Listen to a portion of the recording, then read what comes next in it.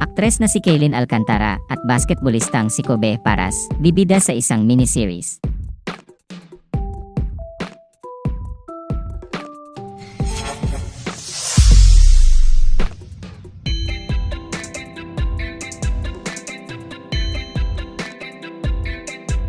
Matatanda ang nag-post si Kaylin Alcantara ng litrato nila ni Kobe para sa kanyang Instagram account nitong Martes, September 24, 2024. Makikita sa naturang larawan na medyo nakaharap si Kobe na nakayakap ang kaliwang kamay sa bewang ni Kaylin, habang medyo nakatalikod naman ang aktres at nakahawak sa dibdib ng basketballista. Sa caption ng kanyang social media post ay sinabi ng aktres na may special announcement na mangyayari sa September 25. Save the date para sa special reveal naman ang nakalagay sa caption ng post ni Kobe sa kanyang Instagram account.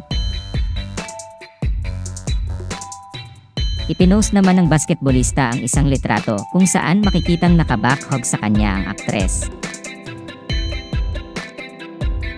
Kaya naman nagkagulo na ang mga tagahanga ni Kaylin at Kobe dahil sa larawang ibinahagi nila sa kani-kanilang social media accounts. May kanya-kanya na ring espekulasyon ang netizens kung ano ang special announcement na tinutukoy ng aktres.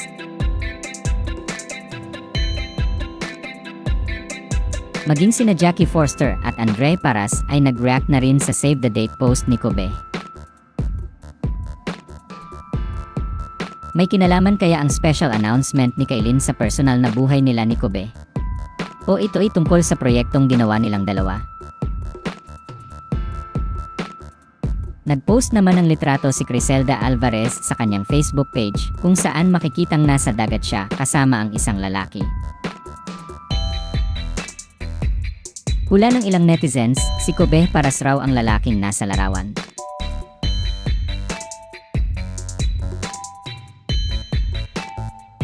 Kaya naman itong Miyerkules ay may inanunsyo ang Mobile Legends, Bangbang sa Facebook page nito. Sa post ng MLBB, sina Kaylin at Kobe ay bibida sa miniseries na Miss Legends at makakasama nila sa naturang miniseries si Criselda Alvarez.